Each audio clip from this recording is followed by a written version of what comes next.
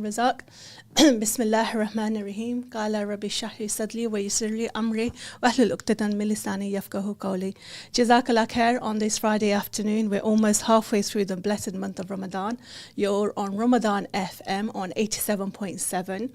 We would like to hear from you in the studio. The text number is 077 488 55055. And on today's show, this show is called Traversing the Path. And in the studio, I have with me the lovely Cherry. Assalamu alaikum. How are you? Alhamdulillah, I'm well. How are you? Alhamdulillah, alhamdulillah. So I'm just going to talk a little bit about what the shows are. So I'm doing a series of shows throughout the month of Ramadan, alhamdulillah. And each time I'll be having a guest, and it's to highlight the reason I called it Traversing the Path is called because I wanted to highlight that we all come from varied paths, but we are one ummah and we all here as reminders for each other. So I'll be doing a series of shows on Mondays, Tuesdays and Fridays with different guests from all professional backgrounds and none from all fields, doctors, philanthropists, community educators, artists and women who usually don't get a light shone on them. These sisters mostly never have been on radio, so I'll be sending them today's show, inshallah.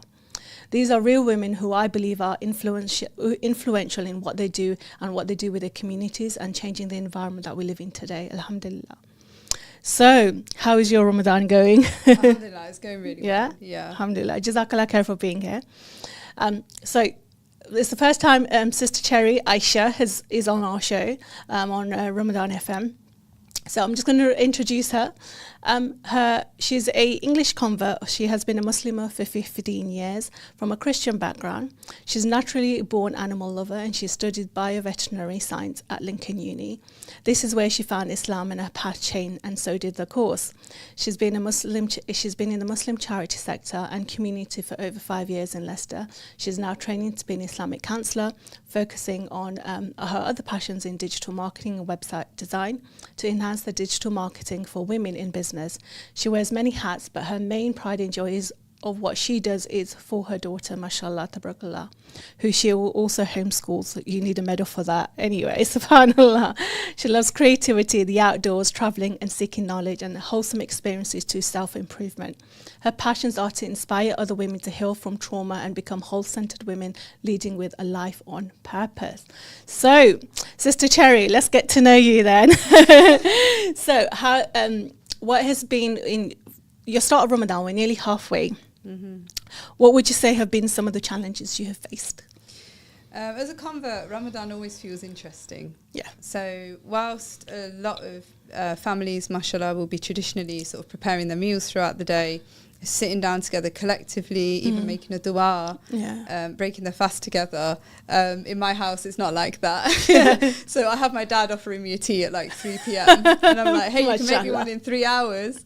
And mashallah, he does remember. Bless him, he needs good. He is, mashallah. They look after, we all look after each other well. So mashallah. Then I will just sort of subtly break my fast at iftar time with a date and a small dua and some water. And then I'll be like, hey, Dad, you can get me a tea now. And he does.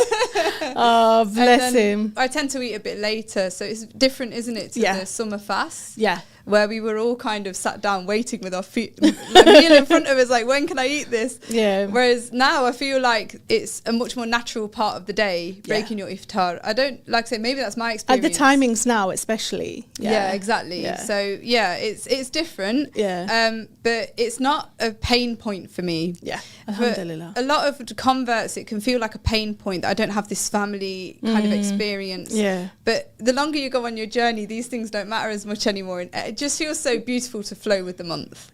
But also you become accustomed to not be so set, I guess, by traditions, because you actually don't have them, but so you're then kind of creating your own traditions, right? Yeah, I guess. And also you're teaching your daughter that, right? Yeah, because definitely. Then it's not about the particular things and being so on it. It's more about, okay, let's just see what comes and be more grateful and more centered that way. Yeah, it does center you more on the spirituality of the month than the demands of the month. Yeah. So instead of the not looking forward to things and feeling like upset and stuff like that, it's a total different experience for you. Definitely. Mashallah. Okay, so what's the most important to you? I mean, in Ramadan or even outside of Ramadan, what is the most important to you? the most important in life? Generally. I mean, I guess Allah, subhanahu wa ta'ala, everyone says that. In terms of dunya, my daughter is very important to me. Mashallah. And that's one of the reasons that I took the decision to homeschool her, because I just feel like they only need you whilst they're young once they grow up, that's it, it's done. And you can never sacrifice for them again like you can while they're young. Absolutely. So that's one of the reasons, as many reasons why we choose to homeschool, but that is one of them. It's just Mashallah. pure love. Mashallah, alhamdulillah. And how long have you been homeschooling her? Just over 3 years. Mashallah. And what would you say you are finding challenging, or routine and sometimes time, because I am a working mum, I'm a working single mum, and sometimes I can get swept up in the demands of the day in terms of work, and then before I know it, I've not delivered her lesson and I wanted to, and sometimes her routine, so because she's homeschooled, sometimes she likes to sleep in, she's a heavy sleeper, and I don't have the heart always to wake her up, so it's just that discipline of actually sitting down and giving the lesson. So I've had to become more fluid with that, and sometimes I'll homeschool her in the afternoon or evening, whereas in the past I would have been strict that I had to do it in the morning. So it's just about being fluid and flexible. And I think that's a great lesson, because I think we spoke about this offline when we were talking about homeschooling and your homeschooling experience and what we maybe see in our communities. Look, everyone homeschools their children differently, but from what I've seen, you've got to work with your children. Like a lot of parents feel that once they take their child out of a school, whatever school, whether it's an Islamic school, whether it's any kind of faith-based or a normal comprehensive school, they feel that it's got to start at 8:30 and there's got to be bang, bang, bang, one lesson after the other. And that's not the mizaj of our children. It's like you say, it's being fluid with where they work. Yes, there needs to be structure and there needs to be discipline, but also adjusting where they're at. Because they've got to ultimately they've got to want to learn. Exactly. Otherwise they're not going to want to learn, and then what would be the point in that then? It's true. So I think it's really important that you share that, and I think it's clear, just learning who your children are and what works for them. It was a lifestyle decision, because for me, I've always craved a slow pace of life, and I've come to realise with all these more recent discussions that happen about femininity, that femininity is to flow and to be more, slow paced and not put too many extra demands on yourself. So when I decided to homeschool, it was part of that lifestyle decision, and I thought, I'm not going to homeschool to then just again reschool her but from home. It is about and then become a nervous wreck at the same time. That's not what it's about, like you say. So it comes down to intentions as when we start something, as to really thinking about what do we want the outcome to be. And it's that conversation about school versus education. Are they the same? And the answer is no, they're not actually the same. So are you homeschooling or are you home educating? And I would say I'm home educating, not homeschooling. Mashallah. That's a good reflection, really good reflection, alhamdulillah. Okay, so who would you say are your biggest influences and why? Oh wow, that's a big question that I wasn't actually prepared for. I would say my biggest influences are real women. Alhamdulillah. Those of you I know some of them are actually listening. I don't want to call them out by name because they might be embarrassed, but you know who you are. I'm really blessed to have some really incredibly amazing women very close to me, and even my own mother, she's Mashallah. A huge influence on me. Mashallah. And sometimes there's this opinion that if you're a convert you're completely different to all your family and all of this. What I've come to realise is, whilst initially it appears that way, when you're new on the journey, the longer that I go through life, and since becoming a mum and things like that, I've realised I'm so similar to my mum and my dad. So I feel like my humour and stuff is like my dad, and my laid back attitude, whereas my traditional kind of principles are my mum. And I feel like I'm very much like them. Mashallah. But then since becoming Muslim, I've been so blessed to have so many, really incredible women just put in my path. And it's interesting because before I was Muslim, I didn't have that many female friends. And I almost shied away from female company because I'd only seen a bad example of it. Yeah. You know, like in college and things like that teenage angst and when you're growing up before your 20s and you only see rough, and I've always been the rough cut. It's just like, I'm just going to back off like girls. Like, if you want to be competitive, then you win, because I'm not here then to go compete. ahead. Yeah, that's it. I don't want to be on that stage. Yeah, exactly. So I've always just been quite confident in my own right. And avoiding drama, really. And I used to see female relationships as being quite dramatic, but since becoming Muslim, I've had a completely different experience. Of course there are people out there that still fall into that category, but in all honesty, I've had the most incredible women that feel like real sisters to me in my path. Alhamdulillah. And they influence me directly. Yeah. And then there's like voices like I've been sharing recently on my WhatsApp, like Sheikh Abdul Hakim Murad and Sheikh Hamza Yusuf. Sheikh Hamza Yusuf was an influence from day one. Yeah. From even before I actually took my Shahada. Yeah. And I feel that his messages sent to me continuously. Yeah. Alhamdulillah. So resonate. And I think it comes back to the point of where you can only have strong women when you have supportive men. That's true. But then if we're not strong women to create to support our men to be in their masculine and to be what Allah has created man and woman to be, then we're not going to have that, are we? So it's creating those environments to be able to foster that, and that starts from young, and obviously right up until forever, really. Especially we were talking earlier about siblings and stuff like that earlier, and it's so important to be able to nurture that. But then if we're not in our feminine to be nurturing, how can we create space to do that? Exactly. To have those vulnerabilities and for them to feel safe to be able to encourage those conversations as well. That's it. You know? I grew up without any brothers, so it was a very sort of female-led household. Yeah. But my dad never gave us any kind of complex over like, you know, the female and the masculine. And I feel like these conversations take place a lot in Islamic spaces. Yeah. And it's been quite a new thing for me because I was just like, I grew up firmly believing in the company of my dad, my uncles, my cousins, that we're all equal. Like, where is this all coming from? Like, and I think that's a beautiful thing, because I think when you're not challenged by each other's differences, you empower each other in your differences. Yeah, if absolutely. That makes sense. 100%, and that's what it's supposed to be about, isn't it? It's not a competition, like you say.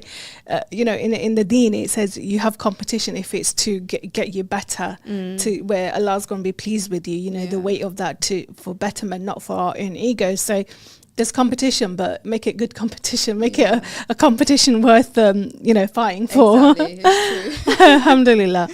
Okay, so we spoke a little bit about kind of spiritual health. So how important is mental and spiritual health, whether in Ramadan especially, but also outside of Ramadan? Kind of any reflection, especially with your journey of now studying Islamic psychology and counselling. What have you kind of found? Whether your own experiences or what you see in the community? Well, what was so interesting was I started studying Islamic counselling because I went through a difficult time in my life, and I realised that people flocked around me. Like, there were Muslim sisters that flocked around me because I'm part of a strong community. And I thought to myself, and of course my parents as well, but you don't notice the people in your own home as much as you notice the people that are outside and coming in. Yeah. And I had both. And I realised that, subhanAllah, there's so many women out there that are going through real hardship and they don't have anyone flocking around them. You know, like, there are people that haven't got the parents. Yeah. There are people that, have left their family for whatever reason, and they've not actually embedded themselves into any kind of community. And I thought we need more of these spaces to support people, not just women, men as well, that are going through these kind of life challenges, because the journey of life brings challenges. And very few of us are blessed to just navigate that completely alone. Even the Prophet ﷺ would seek counsel of his companions, and it's not because he didn't know what to do, but it was showing as an example, seek counsel. And this is where we need to remove that stigma that a lot of Muslims will say, I don't need counselling because there's a stigma. Actually, counselling doesn't have to be that it's got this mental health heavy weight to it. It's just, it's offloading onto a trusted individual to help you navigate your feelings and your emotions. But what was so interesting is I went there with all these big intentions to help other people and support others, which is, I guess, still my end goal. Of course. But it actually all became about me. It does. And anyone when who's trading counselling knows that it all becomes about you. Yeah. And it brings everything to the surface that you've been living with. SubhanAllah. You know, I might not mention all of them because I think they'll open a whole other conversation for another day. But I went on it's a whole journey of healing. Absolutely. That I didn't realise I needed. And this is why, but the way I would look at it is that was your callings, although your intentions were lofty for the community and for the ummah. Allah was like, hang on a minute, you know, I've got other plans for you. Yeah, of course. And similar happened to me when I started my kind of healing journey. I was like, I want to help people and this, and, you know, I'm ready and stuff. But every time I've done a course, I've gone to anything, I'm like, oh, SubhanAllah, like I was meant to be here to learn this, you know, I was supposed to be here. For those of you listening today, you're on Ramadan FM, we're on 87.7. If you've got any comments or any feedback for Sister Cherry or even myself or anything that resonates, you can drop us a WhatsApp or a text message. We're on 077 488 55055. Thank you so much. Jazakallah for the message. Thank you so much. Yeah, look, and this is why on the show we have real women talking about our individual paths, because we all have different paths, but we know our end goal is ultimately to reach Allah subhanahu wa ta'ala. But the reason of this whole doing these shows is so we can resonate and learn something. You know, it's not about me, it's about my guests, and hopefully what we share is of goodness, and it is healing and it's helping, especially in this blessed month. And even if people go back and listen back, hopefully they'll take something good from it, inshallah. So if you've got any comments or anything that resonates, please do message in, inshallah. Okay, so how is the Islamic counselling psychology journey going so far? Whatever you feel comfortable to share, Sister Cherry. It's going amazing. So I do want to be slightly more descriptive in it, because Allah sends you to the right place for a purpose, for sure, and to the right people, and brings you as the right person to be entering that space. It's, you know, it's a 360. It's never a one direction. 100%. And my tutor is a convert woman of a Mexican background. MashaAllah. And there was another convert in the space, so I hope she won't mind me saying. My tutor's called Sandra, and she's incredible. MashaAllah. And basically going through that journey of reflection with her, and it's interesting because it was a group scenario, but still it feels so individually relevant to you. And there was one massive thing that came through, which is I'd been carrying ethnic baggage about being a convert, and there's all these conversations about white privilege and all this, and you're made to feel as if you've still got some sort of privilege as a convert. It's not true. I have unfortunately been carrying a lot of baggage, feeling like sometimes it's sorry if I get a bit emotional, but feeling like I'm not good enough because I'm a white Muslim. And feeling like I'm having to prove myself that I am good enough because I'm a white Muslim. And I didn't realise that all these years I'd been hanging on to that. But it was how emotional I felt when she said that thing, that you have to believe that you are created the way that Allah intended you to be, because you would be the perfect person in front of the people that come into your path for their purpose. And I was like, SubhanAllah, why do I feel bad for, like, you know, or deficient or something like that? I think, I mean, in my summary, I'm going to let you pause because I know how that was a big deal for you to share that, and I appreciate that, and I'm sure our listeners will also, Cherry, is that can be from a lot of things. It can be from the environment that we're in, a place like Leicester, also where we've kind of taken our studies from, the influences of within our Indo-Pak community, possibly. There's obviously generational trauma from within that. And also, which I do not want to hand down to my daughter. No, exactly. So this is my point I was going to come to, and I think it's really important where, from what I see working with the revert community over the years, is they have the same. Whether it's a brother or a sister, they feel that they're just never quite good enough.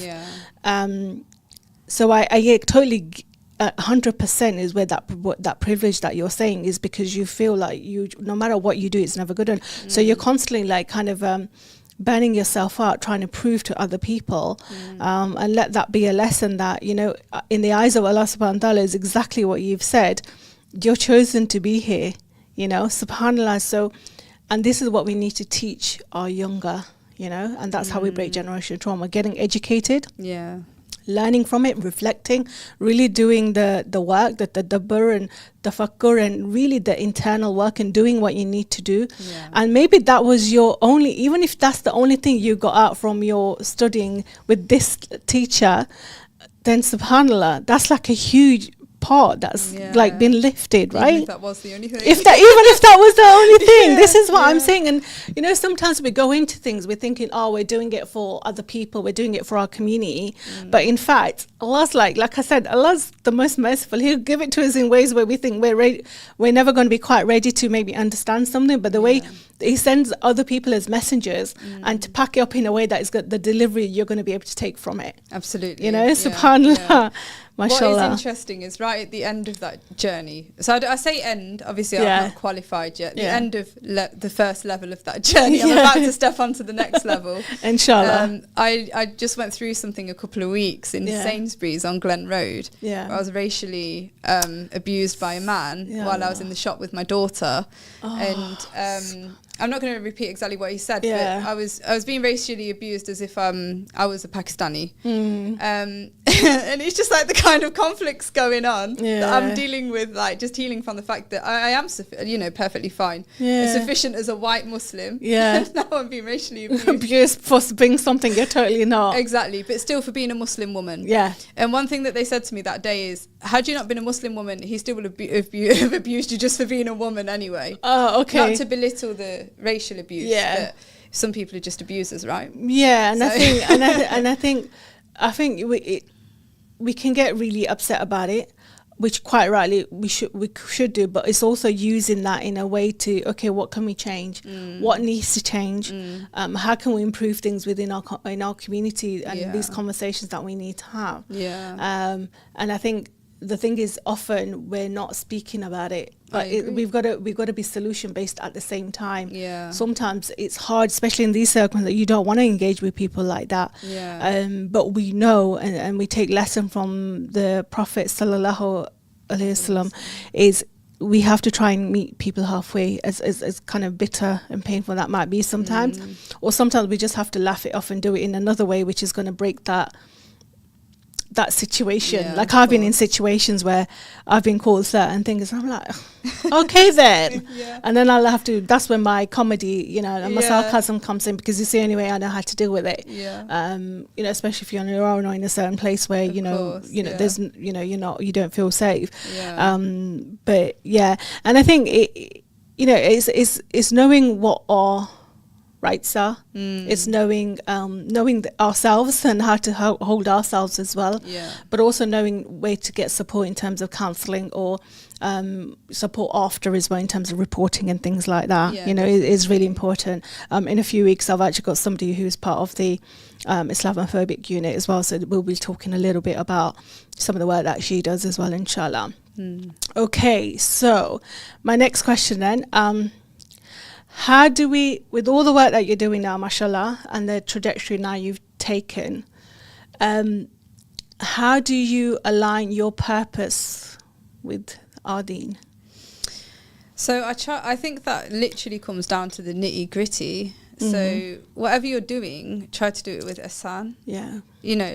But also apply ihsan onto yourself. When we talk about ihsan, we often think about how we conduct ourselves with others. Or how we carry out a task. What is ihsan with yourself? How do you treat yourself well? How do you talk to yourself? How are those inner voices in your head? SubhanAllah. And apply that to like every decision that you make, every time you take a step. Try to do it in the best way and talk to Allah throughout the day. I was reading recently that book about the power of dua. SubhanAllah. It's a really good point that not everybody talks to Allah throughout the day. And I was reading this book and I was thinking, everybody doesn't do that? I thought everybody did that. A dua doesn't have to be that you get the masala out, you do your wudu, you sit down and you put your hands up. just say to Allah, help me on this task. Yeah. He's always listening to you. He knows what's in your heart. 100%. How many times it said in the Quran, Allah knows what's in the heart. Subhanallah. So do that, like every time, whatever it is that you're doing, make it that. And also something I used to do earlier on in my journey when I was probably adapting more, and I know a lot of people are still going through that journey now. Just because I feel more settled doesn't mean there aren't people out there going through that. Yeah. Especially a lot of born Muslims as well. Yeah. Just because, you know, I might have got that far, I'm forgetting how I used to align myself earlier on. And one of those was, ask yourself, if the Prophet ﷺ was here now, what would he encourage me to do? What would he say do? But then make sure that you're learning what he would have told you to do. Yeah. You know, make sure not what you should be doing or Yeah. you want to do because of our own kind of nafs or our trauma or whatever we're going through, but from a lens of what. Try and imagine the lens of what he would be. That's it. Advising. I mean, you're not always going to get it right. Of course not. So be forgiving on yourself, like, Yeah. because that's another way you can fall off the path and end up not being aligned. Is Yeah. if you make a mistake, reprimand yourself for it so heavily that you feel that you're not worthy. The fact is, if Allah's put La ilaha illallah on your tongue in the first place, you're worthy. Absolutely, alhamdulillah. That's such a beautiful way. I love that. It's a great reminder, mashallah. Which brings me on to then, how do you habit track?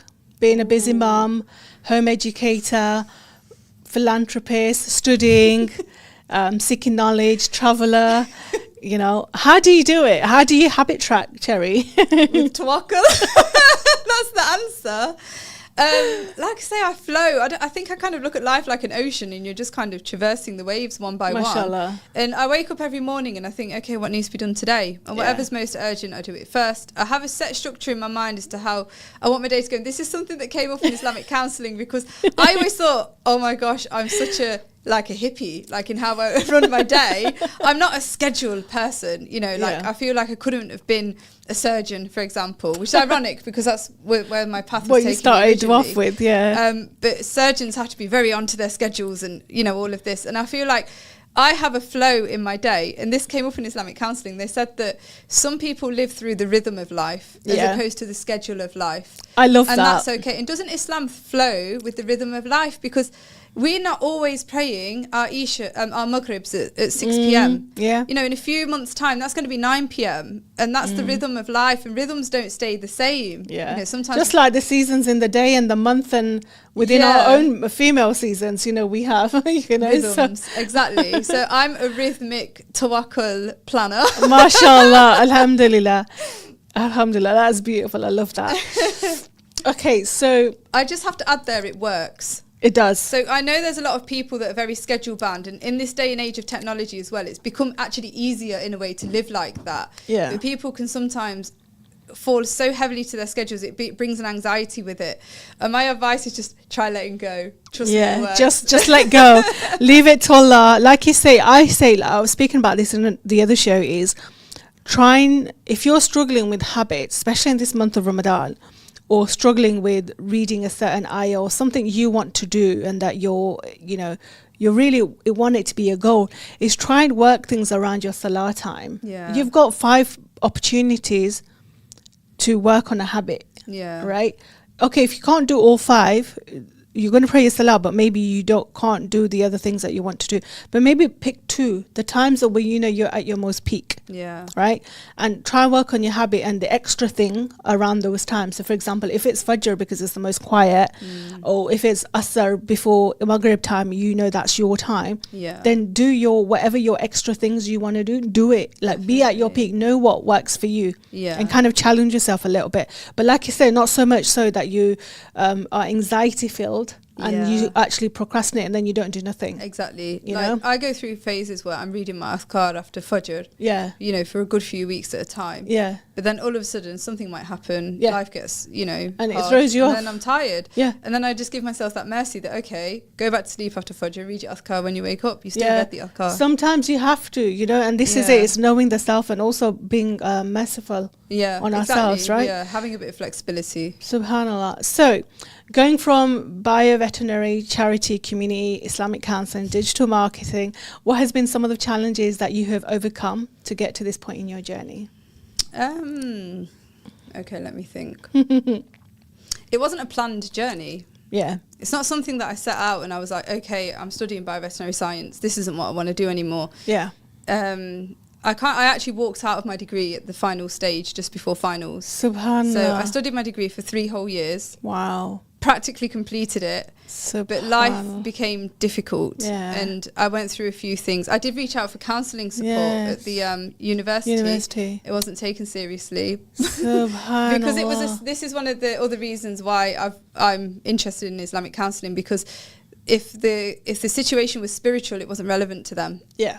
It was all psychodynamic, and they couldn't psychodynamically figure out why I'd become Muslim. It must have been something that happened in my childhood. Yeah, that caused me to rebel and become you've Muslim. been forced, or because of someone, or they couldn't comprehend that this was a journey I wanted to take. Yeah. So then I wonder how many more people are falling through the wayside of not getting the support they need, because the support has to come from within spirituality. Yeah, that's the last thing I'm going to let go of. Yeah, exactly. So I let go of my degree, held on to my spirituality. Subhanallah. And then Allah took me on a journey from there. I didn't plan through it, but I do think one thing which is sometimes difficult is navigating working in Muslim organisations as a woman. Yeah. And I do think I was going to comment to that, actually, because we both resonate on that on so many things. Yeah, sometimes we're not providing space, for women in the same way that it's provided for men. And I know Leicester has a lot of problems like that. We have a lot of mosques which still don't open their doors to women. Yeah. I know that... Also, the pay gap, the pay within some of the industries, like we both work in a community and charities. The pay difference in terms of what I've seen anyway, and the recognition isn't quite the same that it needs to be, and there needs to be accountability in terms of that. Which then brings me on to, what do you think needs to change? If we're encouraging the next generation and women to still be a force to be reckoned with, because women, mashallah, outside of Ramadan do a lot in the charity industry, and what I see on a day-to-day with the sisters that I speak to. What do you think needs to change? If there's one thing that you think would need to change, what would you say it was? Maybe rectify our understanding of roles of women in the first place, because women were not just created to just flutter around as wives and mothers. Or do the cooking. Yeah, exactly. That is a blessing upon us if we're given those roles. Yeah. But there's a lot more to women than that, and there's a lot more to the Sahabi women than that. Absolutely. And Hazrat Aisha radiallahu anha was not a mother. Yeah. Yet she's the most influential Muslim woman. That was actually one of my questions. So in terms of what you see and what you see on a day-to-day in the community that you're part of, what lessons or stories have you taken and put into your life from the Sahaba? Anything that in particular that's resonates or influences some of the decisions that you make? Hazrat Abu Bakr as-Siddiq radiallahu anhu inspired me to put on my hijab. Subhanallah. Because I'd only been Muslim for a few days when I heard this story by Sheikh Muhammad Ali Yaqubi. Oh, subhanallah. Alhamdulillah. Alhamdulillah. And he told the story about how the Prophet ﷺ, when he was first establishing Islam, he asked people for donations for the cause. Yeah. And Hazrat Abu Bakr as-Siddiq radiallahu anhu was the wealthiest man, went out, took everything, gave it all to the Prophet ﷺ, including the shirt off his back. Yes. He went home to his family and they said, "What did you leave for us?" And he said, "Allah and his messenger." And I thought, if Hazrat Abu Bakr as-Siddiq radiallahu anhu can take the shirt off his back for the cause of Islam, I can put a hijab on my head. So it felt like a worthwhile comparison in it being a garment for a garment. Subhanallah. So Alhamdulillah. I carried that, and also I took the name Aisha. Yeah. And I do feel that part of the reason why I took the name Aisha, and I didn't change my name, by the way. I took the name as a blessing, but I'm still very much Cherry. Yeah. That's why I go by Cherry Aisha in the digital spheres. So, mashallah. Basically, Hazrat Aisha radiallahu anha, she is a passionate woman, an intelligent woman, and she's not scared to use her voice. Yeah. And I do feel that I relate to her on that level, but I also like to think she's wise enough to not raise her voice when it's not necessary. She doesn't need to. It's like what we say, she's a woman of influence without having to shout from the top of the roof. That's right. Yeah. And we're all about those kind of influential women. That's it. And just out of love for her, I wanted to step in her footsteps. So, but that within itself, you make a big intention like that, and it can bring similar challenges that they faced in their life. Of course. So sometimes when I'm going through a challenge, I will think, what happened to Hazrat Aisha radiallahu anha when she went through something like this? And then I use that as an example. Subhanallah. That is beautiful. That is really, really beautiful. MashaAllah. Thank you so much. Jazakallah for sharing that. Okay, so since starting your healing journey and the career changes that you've had, any advice or insights that you'd like to share and help that would help support our listeners who are listening today, or maybe watching back as well? If there was like one thing or one line or one kind of strap line that you could say, what would you know? I'm laughing because I've shared this with my peers from the course, and they're probably thinking of all the times that we've sat and listened to each other. And you know what? A lot of it was about listening, actually. Yeah. I didn't plan that. That was just come to me. Subhanallah, alhamdulillah. It's about listening. How often are you really listening to people?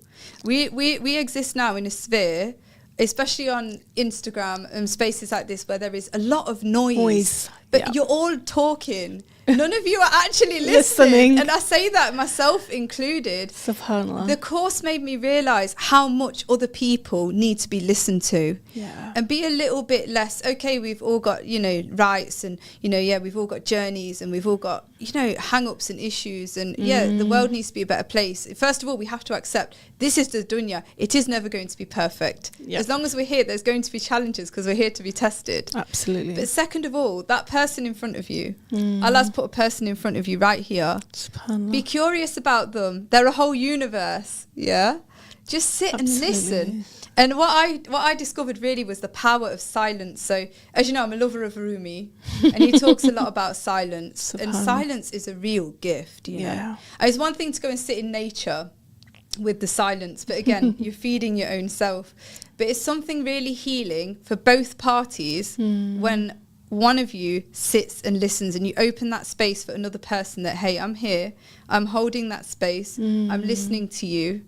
And and you'll see the person open up, you'll see an expansion take place. Yeah. And that's just truly fascinating. It's just so beautiful, isn't it? Like, because I've been in those spaces and alhamdulillah, I've been able to hold those spaces for people. It's so beautiful, but until you haven't ever tasted it, you don't realize the magnitude of it. That's it. Yeah. Subhanallah, even just talking about it, it's like giving me, shivers, because I know what it can do for the soul. And alhamdulillah, like you say, we just need to cut out the noise. Yes. Subhanallah. So that brings me on to, we've got less than 10 minutes left to the end of the show. How do you cut out the white noise? Well, I've come off. This is ironic because my skill set is that I'm focusing on at the minute is digital marketing until I'm qualified in Islamic counselling. Yeah, I'm not on Instagram, and that's normally like somebody should have a portfolio. Yeah, and they should have their account running, and all of this is what I can do. Yeah, I don't feel it's relevant. It's a leap of tawakkul that I don't need to exist personally in that sphere for Allah to send me what I need. Yeah. And I don't need it to prove myself either. Yeah. It's not arrogance, it's just pure reliance on God. That He knows, so He'll send me what I need. Yeah. Sure. So I've cut out Instagram because I'm just like, there's a lot of noise going on Instagram. It's become a less friendly place. So I joined it back in the day just to connect with my friends. Yeah. Like, hey, this is what I'm up to. I know everybody complains about the people saying, I'm having a nice cup of tea. Yeah. But in the past, that was actually just kind of cute. Yeah. Whereas now everything's like charged and everything's, you said this wrong and, you're not being politically correct enough and, what about me? And like everyone talks. What I noticed on Instagram. Can I have that message back? I'm going to read it. Everyone talks from their own lens. Yeah. And this is the big mistake we're all making. Yeah. Because whenever anyone says something on Instagram, it's not directed at your lens. It's not meant to be from your lens. Yeah. Instead, why don't you be curious about their lens? But you know what? Take a moment. Yeah, but you're not going to actually achieve it on Instagram anyway. So just cut it out. Yeah. No, I hear you. And we spoke at length before as well. I'm just going to read this message. So, Sammy A, brilliant. I admire you and your achievements. You are an inspiration, Cherry. Oh, thank you. Please keep me in your du'as. That's beautiful. Keep the messages coming in. We're on 077 488 55055. Yeah, so cutting out the white noise is a real thing. Okay, so what are some of the things that you see within our community and the experiences that you've had or you've seen from the people and the women that you support? What are some of the things that have been really upsetting or you feel that really need to change in particular for our community? And I know there's probably quite a lot. Try and pick one. Yeah, it's hard because you don't want to sound so harshly critical. I still think we've got a massive cultural problem. Yeah. And it's, again, as an English Muslim, I've grown up in a family where I'm just Cherry. Like, it's not Cherry the girl or Cherry the woman or anything. It's just Cherry. I'm looked at as equal. Everybody's equal, everyone. Yeah.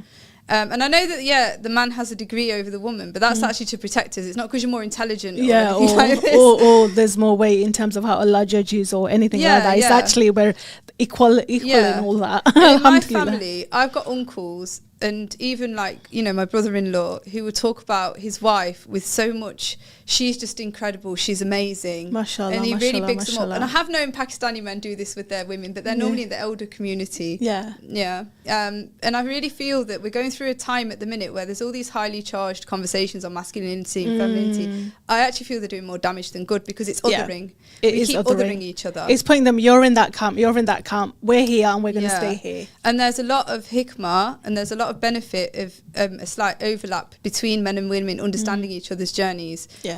Spaces where we take the time to understand men, they understand women, but in a more organic kind of way. Yeah. I'm not talking about free mixing. I'm talking about in your families, even just in your families. Having conversations, like honest conversations, like real talk, isn't it? Don't be othering each other. Yeah, and don't putting each in one camp into another camp. Yeah, and look at how the Prophet ﷺ treated women. I feel that women are not being treated the best still, and I feel that there's still a lot of mosques that don't let women in and things like that, and that's not how it was meant to be. Or only prayer time. Which we need more than that. That to me is a big thing that needs to change. I agreed 100%. Okay, so one of the last few questions now. What would you say to your younger self? One bit of advice with everything you've gone through or you've seen. What kind of thing? It comes back to or advice you wish you had received when you were going through it. So it comes back to that same thing, that you are the way Allah created you for a reason, and have your trust in that. Yeah, don't let anyone tell you otherwise. And that goes out to everyone from all backgrounds. Yeah. If you're a born Muslim and for some reason you feel insecure about your background in some way, or that if you go in for a certain job interview you might not get the job because of your ethnicity or your hijab, know that Allah created you that way. Step forward boldly and make the moves you need to make with tawakkul in Allah, and inshallah the doors will open up for you. And don't see it as you're not worthy because of the X, Y, and Z. And don't, like, I've known, talking about, you just mentioned about a job and stuff, I've known people, like, I've known for years or whatever, and they wear hijab, and for whatever reason they've now taken it all, which everyone has their own journey, 100%. I'm not judging anyone on that, but if it's to do with like trying to fit into a certain environment or a certain system, or feeling like because you don't wear hijab you can't walk into a mosque. That's the other thing. Do what you need to do, sis. Don't let no one judge you. It's the opposite. It's 100%. It's the opposite. Subhanallah. That's it. Okay. So what kind of things are you going to be trying to working on in these kind of, we're nearly midway of Ramadan. We've literally got just over halfway left. How would you like the rest of your Ramadan to go? Slow. What kind of things? I want it to go slow. Slow. Okay. I don't want to cook too much, but I do like to feed people. So probably feed a few more people and then start cooking before the last 10 nights. And then I would like to complete reading the Quran translation, because this year I'm trying to connect more with the meaning of the Quran as opposed to a recitation that, yes, my heart probably understands, but I feel I'm at the stage where my intellect also needs to understand. And my heart will understand better when it can converse with the intellect, because there's a conversation between the two. So don't separate them too much. Read the Quran in whatever language matters most to you, and be forgiving on the translator. because there's a lot of, I felt at one point I couldn't read any translations because people say there's mistakes and this and that and interpretation in all translations. Then just be forgiving and know that if you read a few translations, you'll get the general message. I'm reading the Clear Quran, which I was blessed to pick up in Erdogan's mosque. Oh, mashallah. So it's got a deep connection with me last Ramadan. So this Ramadan I want to complete reading it. So mashallah. And I think it is important. Obviously our teachers do advise to try and read at least, even if it's an ayah or a page of Arabic a day. So you're opening the Quran, but allow yourself to be forgiving, to learn more. Okay, so we've talked quite a lot, mashallah. We've gone through your journey, we've gone through some of your career changes and the path you've taken. We've talked about spirituality, we've talked about how you manage and balance being a home educator and working with the work that you do, mashallah, and solutions. We've talked about feminism and masculinity. We talk about community connection, and Jazakallah khair. Thank you so much for joining me. Connect with Aisha through her social media, or connect through me, and then we'll connect you, inshallah. Jazakallah khair. Assalamu alaikum. Assalamu alaikum.